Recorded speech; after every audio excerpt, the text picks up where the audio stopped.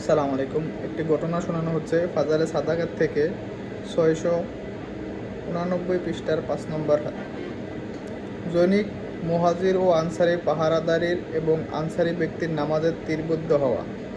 নবী করিম সাল্লাল্লাহু আলাইহি ওয়াসাল্লাম কোনো এক জিহাদ হইতে ফিরিবার সময় এক স্থানে রাত্রি যাপন করিলেন এবং বলিলেন, আজ রাত্রে কে আমাদের পাহারা দিবে? একজন মুহাজির আম্বার ইবনে ইয়াসির রাদিয়াল্লাহু তাআলা আনহু এবং একজন আনসারি আব্বাদ ইবনে বিশর রাদিয়াল্লাহু তাআলা আনহু বললেন, আমরা পাহারা দেব। হুজুর সাল্লাল্লাহু আলাইহি ওয়াসাল্লাম যেই পথ দিয়া শত্রুর আগমনের সম্ভাবনা ছিল সেই দিকের একটি পাহাড় দেখাইয়া বলিলেন, তোমরা উভয়ে এই স্থানে অবস্থান করো। উভয় সেখানে চলিয়া গেলেন। সেখানে যাওয়ার পর আনসারি সাহাবী মুহাজিরকে বলিলেন, রাত্রিকে দুই ভাগ করিয়া এক ভাগে আপনি ঘুমাইবেন আর আমি জাগ্রত থাকিব, আরেক ভাগে আপনি জাগ্রত থাকিবেন আর আমি ঘুমাইব। কেননা উভয় সারা রাত্র জাগিয়া থাকিলে হইতে পারে কোনো এক সময় উভয়ে ঘুম আসিয়া যাইবে। জাগ্রত ব্যক্তি যদি কোনো আশঙ্কা বোধ করে তবে আপন সঙ্গীকে জাগাইবে। রাত্রের প্রথম ভাগে আনসারি সাহাবী জাগ্রত থাকিবার সিদ্ধান্ত হইল। মুহাজির ঘুমাইয়া পড়িলেন।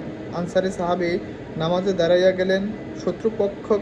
শত্রুপক্ষের এক ব্যক্তি আসিয়া দূর হইতে দণ্ডায়মান এক ব্যক্তিকে দেখিয়া তীর নিক্ষেপ করিল। কোনো প্রকার নাড়াছড়া না দেখিয়া দ্বিতীয় তীর নিক্ষেপ করিল। এইভাবে সে তৃতীয় তীর নিক্ষেপ করিল। প্রতিটি তীর আনসারীর শরীরে বিদ্ধ হইতে থাকিল, আর তিনি উহা হাত দ্বারা শরীর হইতে বাহির করিয়া ফেলিয়া দিতে থাকিলেন। অতঃপর তিনি ধীরস্থিরভাবে রুকু সেজদা করিলেন এবং নামাজ শেষ করিয়া সঙ্গীকে জাগাইলেন। শত্রুপক্ষের লোকটি একজনের স্থলে দুইজনকে দেখিতে পাইয়া মনে করিল, না জানি আরও কি পরিমাণ লোক রহিয়াছে, তাই সে ভাগিয়া গেল। মুহাজির সঙ্গী জাগ্রত হইয়া দেখিলেন আনসারীর শরীরে 3 স্থান হইতে প্রচুর পরিমাণে রক্ত ঝরিতেছে। তিনি বলিলেন, সুবহানাল্লাহ, আপনি শুরুতেই আমাকে জাগাইলেন না কেন?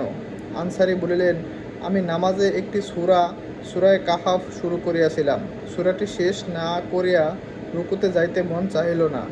এখন আমার এই ব্যাপারে ভয় হইল যে এমন না হয় যে বারবার তীর বিদ্ধ হওয়ার কারণে আমি মৃত্যুবরণ করি, আর নবী করিম সাল্লাল্লাহু আলাইহি ওয়াসাল্লাম পাহারার যে দায়িত্ব অর্পণ করিয়াছেন তাহা নষ্ট হইয়া যায়। যদি আমার এই আশঙ্কা না হইত তবে আমি মৃত্যুবরণ করিতাম, কিন্তু সূরা শেষ না করিয়া রুকু করিতাম না। বাইহাকি ও আবু দাউদ। ফায়দা: এই ছিল ওই সমস্ত বুজুর্গ ব্যক্তির নামাজ এবং উহার প্রতি তাহার আগ্রত। তীরের পর তীর খাইতেছেন আর রক্তে রঞ্জিত হইতেছেন, কিন্তু নামাজের স্বাদে কোনো রকম ব্যতিক্রম হইতেছে না। আর আমাদের নামাজ এইরূপ যে যদি মশাও কামড় দেয় তবে নামাজের ধ্যান ছুটিয়া যায়। আর ভিমরুলের কথা তো বাদেই দিলাম। আল্লাহ তাআলা আমাদেরকে উক্ত হাদিসের উপর আমল করার তৌফিক দান করে।